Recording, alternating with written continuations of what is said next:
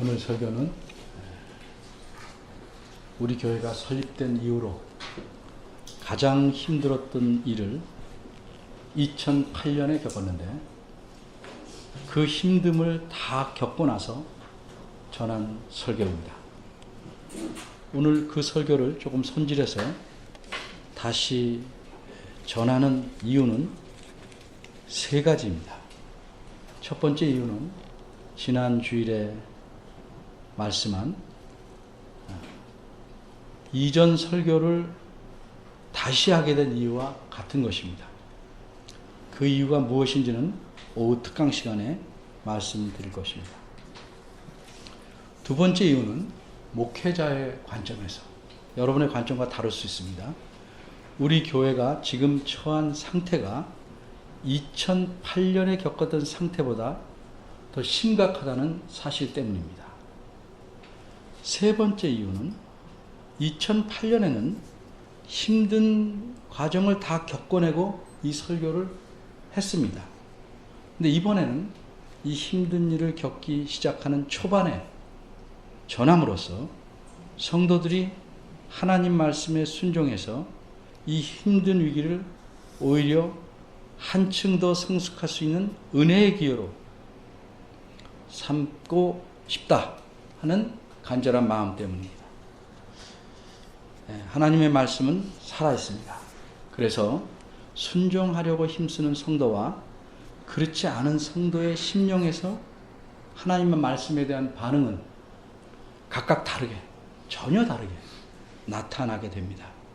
성경과 교회 전체 역사를 보면 언제나 하나님과 그 말씀과 교회를 사랑하는 자들은 자신을 쳐서 하나님의 말씀에 복종시키려고 힘써왔고, 그렇지 않은 쪽은 분노로 더 강팍해져서 여러 가지 구실을 대고 자기 마음대로 행해왔습니다. 이제 설교를 시작하겠습니다. 일반적으로 목회자가 설교하기에 꺼려하거나 힘들어하는 주제가 두 가지 있습니다. 제 경우에는 특히 더 그렇습니다. 하나는 헌금에 대한 것입니다. 헌금에 대해 설교하면 듣는 이들은 대부분 돈 이야기 한다고 생각합니다. 믿지 않는 사람 못지않게 돈을 추구하며 사는 사람들조차도 설교에서 돈을 언급하는 것을 싫어합니다. 그런데 가만히 보면 우리 삶에서 돈을 중심으로 돌아갑니다. 생각은 다른다 할지라도. 그래서 돈에 대해서도 알아야 되는데 그렇게 언급하는 것을 싫어하는 까닭은 아마도 거룩한 교회에서, 그것도 하나님 말씀을 전하는 설교에서 매우 세속적인 주제에 대해 다룬다고 느끼기 때문이 아닐까, 이렇게 생각해 봅니다. 또 다른 설교하기 힘든 주제는 목회자의 대우에 관한 것입니다.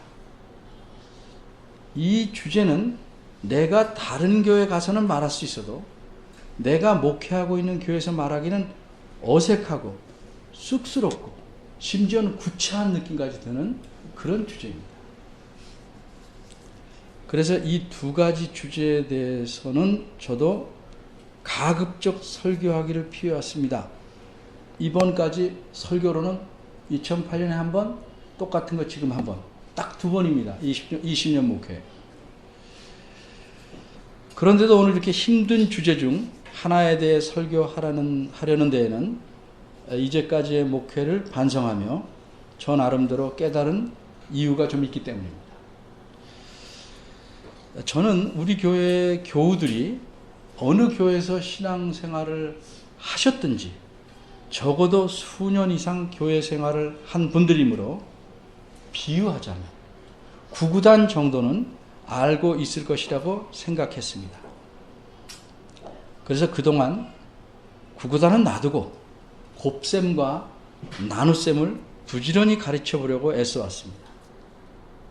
그리고 이 교우들이 곱셈과 나눗셈을 자주 틀릴 때 저는 그것이 교우들 개인의 순간적인 혹은 계산적인 착오나 실수일 거라고 생각해 왔습니다. 그런데 오랜 세월을 지켜보니까 그것은 개인의 순간적인 실수일 때도 있지만 많은 경우에는 곱셈과 나눗셈의 기본이 되는 구구단을 확실하게 익히지 않은 데서 생길 수밖에 없는 일이다 하는 사실을 알았습니다. 지나간 세월의 목회를 돌아보면서 특히 2008년에 몇 달간의 아픈 일들을 겪으면서 깨닫게 되었습니다. 그래서 이 점을 보완하기 위해서 특별히 어떤 면이 제 목회에서 부족했는가를 집중적으로 살펴보았습니다. 이렇게 살피는 중에 우선적으로 드러난 목회자로서의 제 허물은 크게 두 가지로 간치를 수 있습니다. 첫째는 우리 교인들을 우리 교인이라고, 내 교회, 내가 목회하는 교회 교인이라고 과대평가한 잘못입니다. 수년간 교회를 다녔다는 겉모습만 보고 적어도 구구단은 알 것이라고 생각해서 구구단을 제대로 가르치지 않았다는 점입니다. 건물의 겉모습이 튼튼해 보이기에 튼튼하려니 하고 생각하고 건물의 안전도를 꼼꼼히 진단하지 않은 채 그 건물에다가 위층을 올리려고 한 것이 저의 허물이었습니다. 그래서 건물 자체가 무게를 못 이겨서 무너져 버린 셈입니다. 신앙의 기초가 부실한 사람들이 몇 년 동안은 자신의 부실함을 가린 채 지낼 수 있었으나 하나님 말씀이 요구하는 성숙함과 헌신에 대한 압박을 더 이상 견뎌내지 못하고 그들이 세운 신앙의 건물이 주저앉아 버리고 만 것입니다. 둘째는 교인으로, 등록 교인으로 받아들이는 기준이 허술했습니다. 교회는 누구나 올 수 있습니다. 그러나 교회의 지체로 받아들이기 위한 등록 조건은 엄격해야 합니다. 그래도 지금은 등록 조건이 다소 엄격한 편입니다만 몇 년 전에는 현재의 기준보다 훨씬 느슨했습니다. 성경을 규칙적으로 읽지 않아도, 심지어 수요일에 나오지 않아도 그저 주일 예배와 오후 집회만 한두 달 정도 참석하면 등록을 허용했습니다. 이 정도 조건도 그 당시에는 비교적 엄격한 편이었고 교인 수에 대한 부담을 갖던 교회 개척의 초기였기 때문에 한 사람이라도 더 늘리자 하는 마음도 작용했습니다. 그러나 이제 다시 수년이 지나서 그런 식으로 등록한, 전부는 아니지만 대부분의 사람들이 합당치 않은 구실로 이 교회를 떠났습니다. 그래서 또 다시 우리는 처음 교회를 시작할 때보다 조금 윗도는 교우들과 함께 교회를 반듯하게 세워나가야 할 시점에 이르게 된 것입니다. 초신자라 할지라도 예배 시간의 태도가 어떤지, 좋은지 잘 듣는지 잘 살피고 삶에서 하나님 말씀에 순종하며 살려고 하는지를 확인한 후에 교회의 지체로 받아들이지 않는다면 우리는 또다시 수년 후에 똑같은 아픔을 겪게 될 것입니다. 그러기에 이런 부족함을 메우기 위해 지난 몇 달 동안 설교의 주제가 주로 기본적인 가르침, 즉 새 사람에 관한 주제로 집중되었습니다.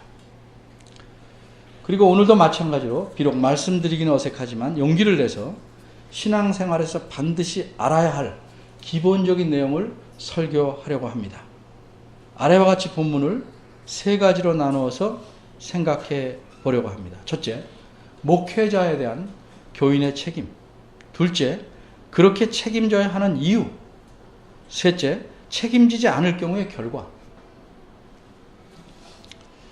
제가 수도 없이 강조해오고 있는 사실은 교회는 사람들이라는 점입니다. 예수 그리스도께서는 자기 생명을 내주신 값으로 사람들을 사서 그들로 교회를 이루게 하셨습니다. 그 까닭은 교회로 하여금 하나님 말씀을 듣고 배워서 순종함으로 성숙해져서 그리스도의 제자가 되게 하시기 위함입니다. 그래서 교회는 하나님 말씀을 가르칠 사람과 그 가르침을 받을 사람들로 이루어집니다. 따라서 교회가 하나님 말씀을 올바로 배우려고 해도 그렇게 가르치지 않는 목회자를 만나면 그 교회는 성숙할 수가 없습니다. 그 교회의 불행입니다. 반면에 목회자가 하나님 말씀을 올바로 가르치기에 애써도 교인들이 배워서 순종하기에 힘쓰지 않으면 역시 그 교회는 성숙하지 못합니다. 이것도 역시 그 교회의 불행입니다. 목회자와 교인이 하나님 말씀에 집중하고 그 말씀을 붙잡고 살아가지 않으면 그 교회는 하나님 보시기에는 쓸모없고 형편없는 교회에 지나지 않습니다. 첫째입니다. 오늘 본문은 교인들의 목회자에 대한 책임에 대해서 가르칩니다. 무엇보다도 교인들이 목회자에 대해서 어떤 태도를 취해야 하는가를 말씀합니다. 이런 점에서 교인들의 책임이 무엇인가? 본문에서는 목회자를 인도하는 자 이렇게 말하는데 목회자를 인도하는 자라고 표현한 것입니다. 왜 이렇게 말하냐면 양을 치는 일에 비유한 것이기 때문입니다. 목자가 하는 일은 양들을 이끌어 좋은 꼴을 먹이고 악한 짐승으로부터 보호하는 일입니다. 이것이 한마디로 인도하는 일이라고 표현한 것입니다. 이렇게 교인을 인도하는 자에게 교인들은 반드시 순종해야 합니다.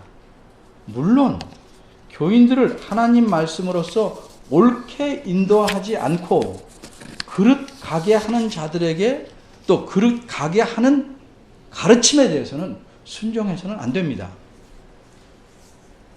그렇게 인도하는 자는 거짓 목회자이고 그렇게 인도하는 내용은 거짓 가르침이기 때문입니다.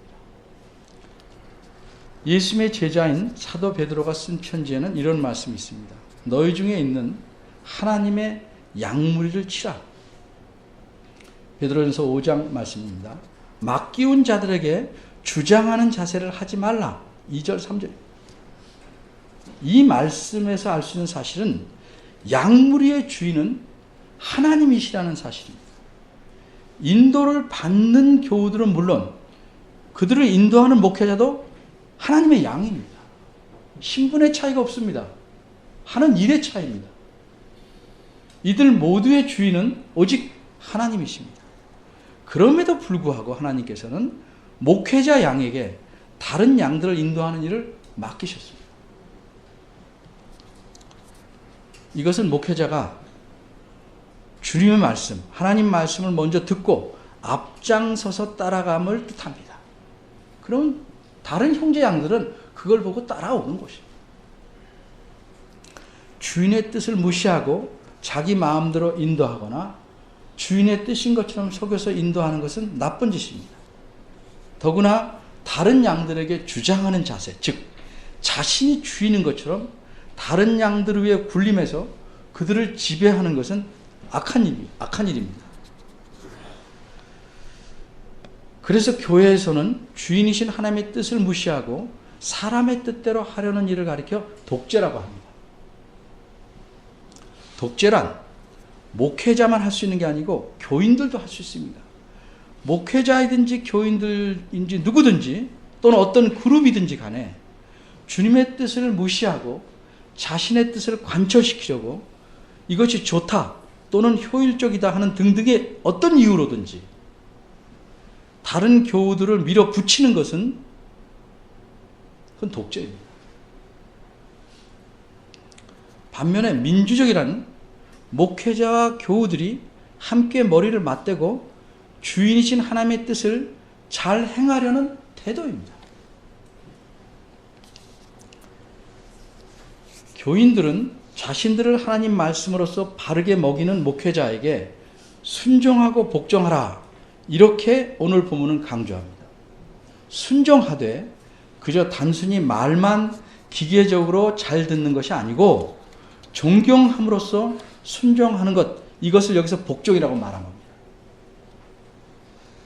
그러나 이런 복종을 하는 것은 목회자가 훌륭하거나 무서워서가 아니고 그가 가르치는 말씀이 하나님 말씀이기에 교인들은 목회자가 전하고 가르치는 그 하나님 말씀에 복종하는 겁니다. 목회자 자신의 말이 아니고 그것이 하나님 말씀에 맞을 때 그 말씀에 복종하는 겁니다. 둘째입니다. 어째서 교인들은 목회자에게 복종해야 하는가? 그 이유입니다. 목회자에게 복종해야 되는 이유가 여러 가지 있겠으나 이 본문에서는 한 가지만 강조해서 말합니다. 목회자는 어떤 일을 하고 있는지를 본문에서 밝히고 그것을 복종하는 이유로 말씀하고 있는 것입니다. 우리말 성경에서 복종하라와 그 다음에 나오는 저희 요 사이에는 원문을 보면 왜냐하면이 들어있습니다. 왜냐하면.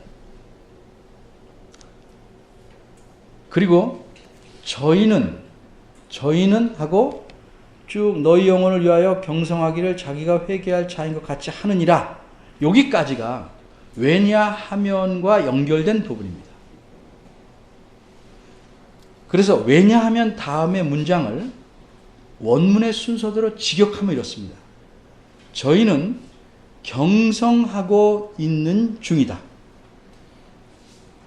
너희 영혼을 위하여 자신들이 보고서를 제출할 사람으로서 이런 뜻입니다. 여기서 경성하다는 말은 깨어 있다는 뜻입니다.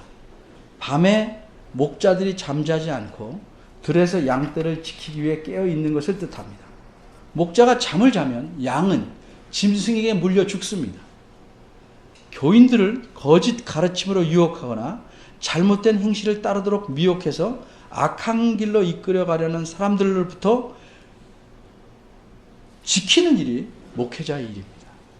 이처럼 목회자는 하나님 말씀인 성경 말씀을 올바로 가르쳐서 거짓된 가르침에 빠지지 않도록 해야 합니다. 또 목회자는 교인들이 하나님 말씀대로 살아가도록, 다시 말해서 거룩한 삶을 살아가도록 이끌어야 합니다. 그러기에 목회자의 일은 굵게 말해서 두 가지인데, 하나님 말씀을 올바로 가르치는 일, 그리고 거룩한 삶을 유지하도록 지도하는 일, 이 두 가지입니다. 그러기에 이런 일을 하는 목회자의 가르침과 지도에 순종하지 않으면 그 교인은 거짓 가르침에 빠집니다. 또는 자기 삶을 거룩히 하기는커녕 세속에 물들어서 더러운 삶을 살 수밖에 없게 됩니다. 목회자가 경성하는 것은 교인들의 영혼을 위해서입니다. 육체의 건강 관리는 의사가 할 수 있습니다. 그러나 사람의 본질인 영혼을 성숙해 하며 거룩해 유지시키는 일은 목회자가 주로 하는 일입니다. 영혼이 건강하도록 하나님 말씀을 먹이고 병들면 하나님 말씀으로 권면해서 치료하는 일, 목회자의 일입니다. 그러니 이런 일을 하는 목회자에게 복종하지 않으면, 그리고 목회자는 신사적으로 할 수밖에 없습니다. 근데 여기에 복종하지 않으면 그 사람의 영혼은 건강을 유지하기가 힘듭니다. 또한 목회자는 교인들의 영혼을 위해 경성하는 것을 그저 아르바이트처럼 하지 않습니다. 두렵고 떨리는 마음으로 합니다. 교인들은 하나님께서 맡기신 하나님의 양입니다. 그러기에 목회자는 주인이신 하나님께 양들을 어떻게 돌봤는지, 무엇을 먹였는지, 양들이 얼마나 자라나는지 보고서를 내야 합니다.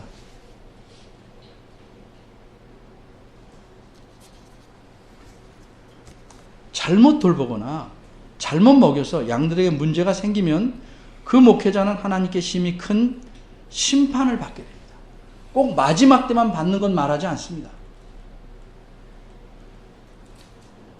그래서 두려운 겁니다. 그러나 양이 목회자에게 순종하지 않았을 경우에는 그 양이 하나님께 또 엄격한 심판을 받을 수밖에 없습니다.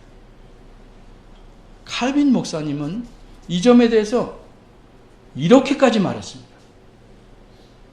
제가 볼 때는 좀 심하다라고 느끼지만 위대한 신학자가 하신 말씀입니다. 교인이 목회자에게 순종하지 않으면 그 교인의 구원도 위태로울 것이다.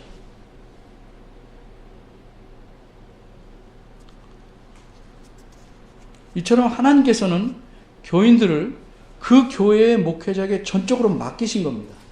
그러기에 목회자의 말씀이 하나님 말씀에 맞는 한 이유 없이 무조건 복종해야 합니다. 이것이 목회자의 인도를 잘 따르는 것입니다. 셋째로, 교인이 목회자에 대한 책임을 다하지 않으면, 즉 목회자에게 복종하지 않으면 어떤 결과가 생기는가? 본문인 17절은 원문에 따르면 순종하라 하는 명령 말씀부터 시작합니다.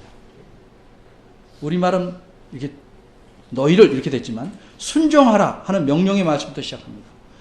그리고 순종해야 하는 이유를 말한 다음에 순종해야 되는 목적을 말씀합니다. 이게 본문의 구조입니다.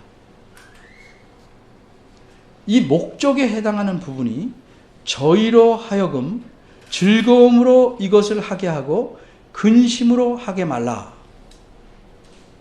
이게 목적에 해당하는 부분이에요.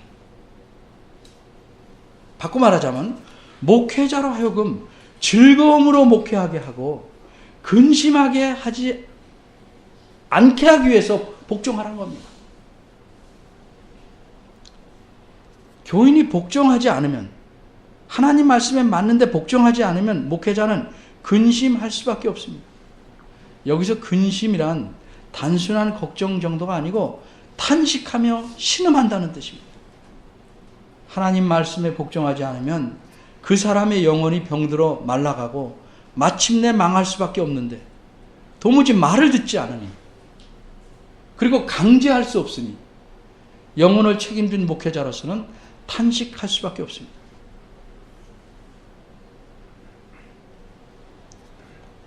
하나님 말씀으로 강하게 권면해도 말을 듣지 않으면 목회자는 어떻게 생각할 수밖에 없을까? 그것은 10중 8구 하나님께서 크게 벌하시기로 혹은 고생시키시기로 정하신 것일 터인데 이렇게 생각할 수밖에 없습니다. 도무지 막무가내로 말을 안 들으고 아예 들으려고 하지 않으면 목회자의 심정이 어떻겠습니까? 다시 셋째 질문으로 돌아갑니다. 교인이 목회자에게 복종하지 않으면 어떤 결과가 있는가? 복종하지 않으면 한마디로 결코 아무런 유익이 없습니다.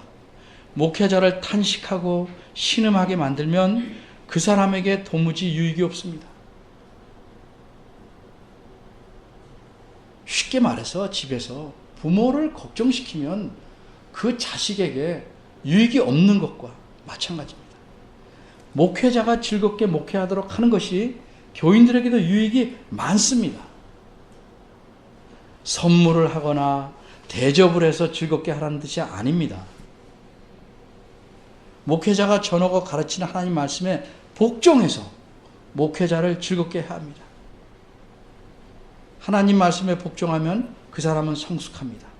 이렇게 성숙해가는 모습을 보는 것이 목회자에게 즐거움입니다. 목회자가 바라는 것은 교인들이 성숙해서 그리스도를 닮는 제자가 되는 것뿐입니다. 목회자는 교인들에게 충성을 바라지 않습니다. 목회자와 교인들 모두가 충성해야 될 뿐, 우리의 충성을 받으실 분은 오직 주 예수 그리스도뿐입니다. 목회자는 교인들이 하나님 말씀에 성실하게 복종하는 것을 보기를 원할 뿐입니다. 하나님 말씀으로 교인들을 바르게 인도하려고 힘쓰는 목회자를 근심하게 하는 교훈은 잘 되지 않습니다. 잘 될 수가 없습니다. 겉으로 보기에 잘 되는 것 같아 보일 때도 있지만 사실상 그것은 망하는 길로 유혹하는 미끼가 됩니다. 낚시에 걸리는 물고기가 미끼를 진짜 먹이로 보듯이 목회자에게 불순종하여 근심하게 하는 교인은 망하는 길을 성공하는 길로 착각하는 겁니다. 그것이 사탄이 쳐놓은 덫으로 생각하지 못하고 하나님이 주신 물질적 복으로 착각하는 경우도 있습니다. 하나님 말씀을 바르게 전하는 목회자들에게 불순종하는 자에게는 하나님께서 결코 복을 주시지 않습니다. 여러분, 교회로서 우리가 어떻게 해야 될지 오늘 하나님 말씀이 분명하게 알려줍니다. 목회자는 자기가 맡은 교인들의 영혼의 파수꾼입니다. 목회자인 저는 더욱 경성해서 여러분 하나님의 말씀으로 바르게 인도하기에 힘쓸 겁니다. 그리고 여러분들은 목회자의 가르침이 하나님 말씀에 맞는 한 그 가르침과 지도에 복종해야 할 것입니다. 피해버린다고 능사가 아닙니다. 그래야 우리가 더욱 성숙한 교회로서 자라날 수 있는 것입니다. 그래야 우리가 그리스도를 더욱 닮아가는 제자가 될 수 있습니다. 그래야 우리가 이 교회의 주인이신 예수 그리스도를 기쁘게 할 수 있습니다. 진정한 교회가 무엇인가? 주님을 기쁘시게 하는 교회입니다. 주님을 기뻐하시는 교회가 되려고 애쓰면 목회자도 기뻐하게 됩니다. 목회자가 바라는 게 그겁니다. 이제 우리 선택은 둘 중에 하나입니다. 주님을 기쁘시게 하는 교회를 이루겠는가? 아니면 우리 생각에 좋은 대로 각자 행해서 주님께 버림받은 교회가 되느냐? 어떤 교회를 이루어가느냐는 목회자인 저와 교인 여러분 전체가 하나님 말씀에 복종하느냐 않느냐에 전적으로 달려있는 것입니다. 기도하겠습니다.